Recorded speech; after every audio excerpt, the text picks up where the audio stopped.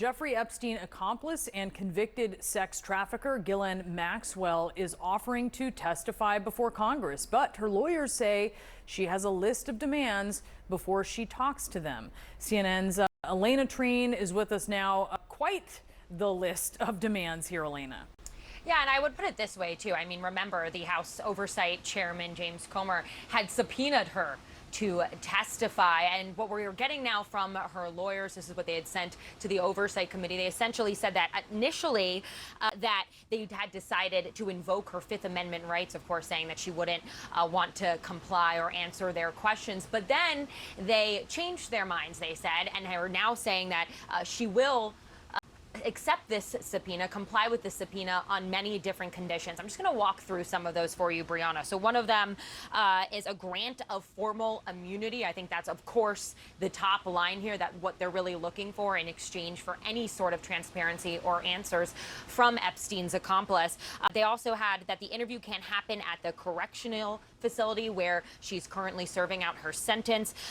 They went on to say that to prepare adequately for any congressional deposition and to ensure the accuracy and fairness, they would require the committee's questions in advance. Again, something that the committee does not normally, if ever, do.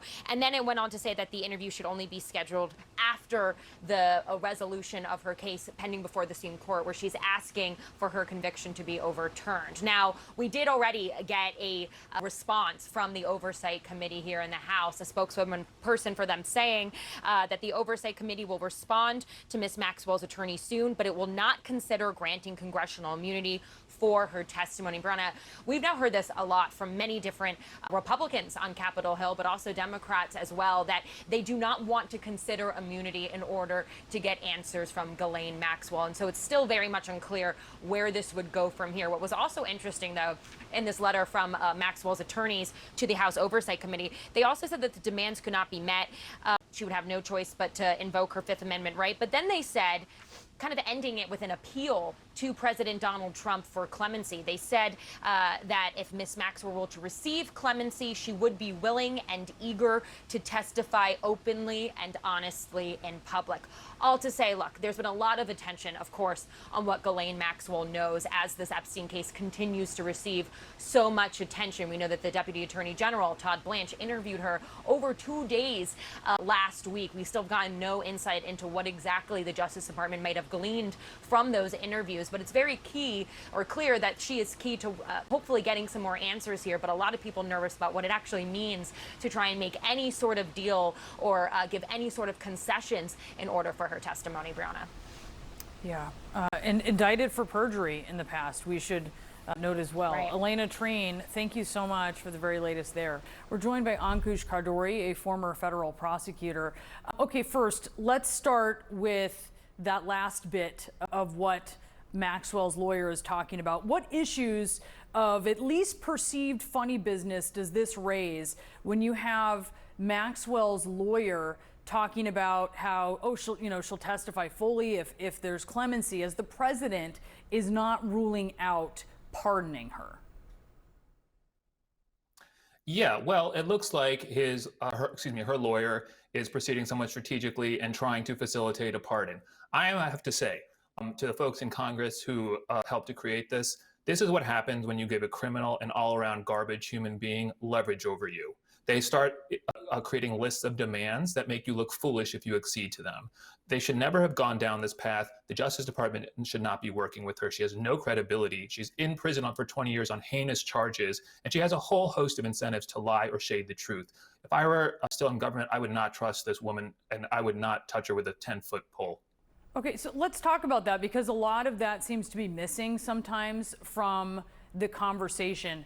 There are a lot of details in this case, right? It is complicated, but there is no Jeffrey Epstein operation without Ghislaine Maxwell not just normalizing the situation for the girls who were victimized, but recruiting them as well. So you call her a garbage human being.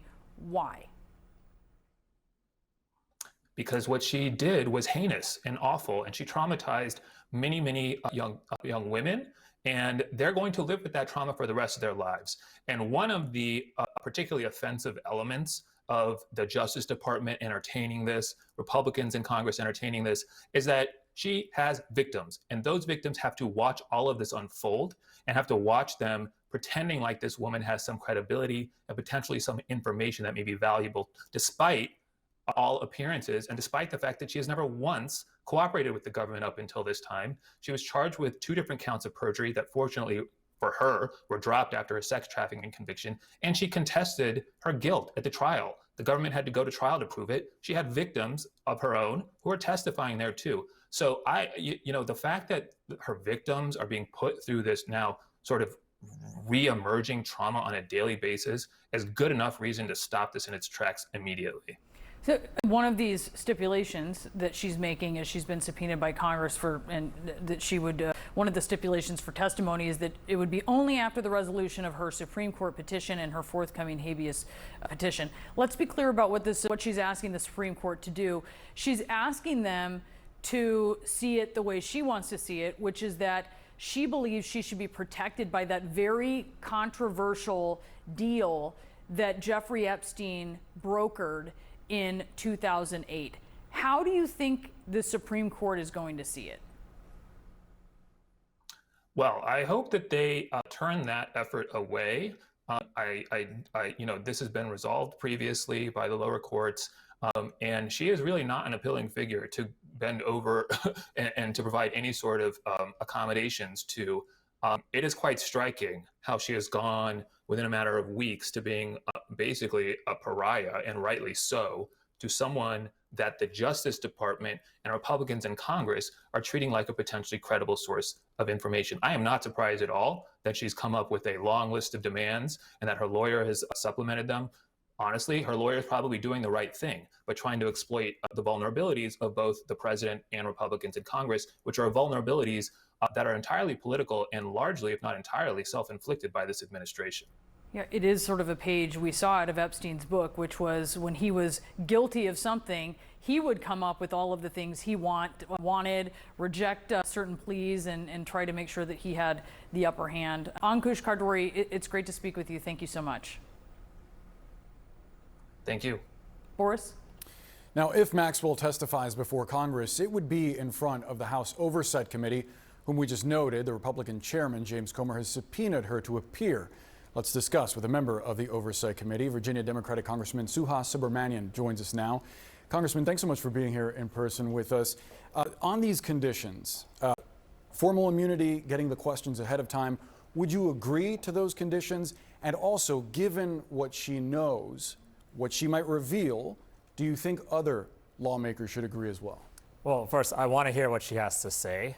With that said, I'm not here to do her any favors. In my mind, she is still a sexual predator who aided and abetted the rape of underage women. And what she did was heinous, and I agree with what was said before, that really we need to make sure that justice is served for the victims. But, I think that it's important that she testify regardless, but I'm not here to do her any favors.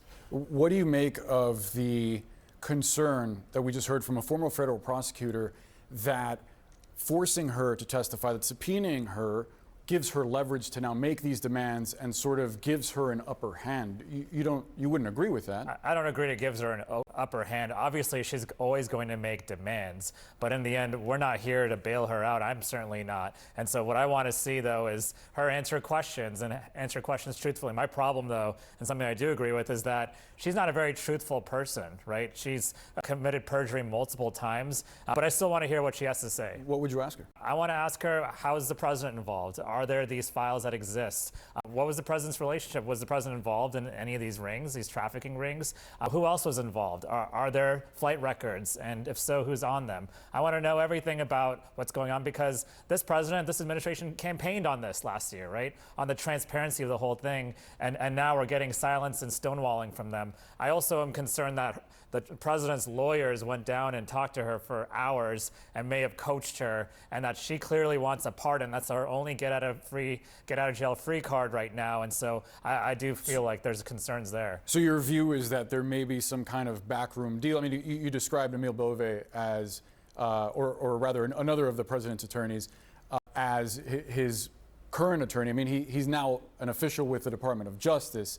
But your view is that there's some kind of backroom deal there, that they're coaching Ghislaine Maxwell? Yeah, these are lawyers who are loyal to the president. These are some of the lawyers' personal lawyers. And the fact is that he's putting people at DOJ and FBI right now who are loyal to him, right? That's the whole point. That's what's going on all across the administration, firing qualified people, putting in loyal people. And I have deep concerns that they're basically coaching Ghislaine Maxwell to say what she needs to say in order to get a pardon and absolve the president completely. And she's not above lying, as we know.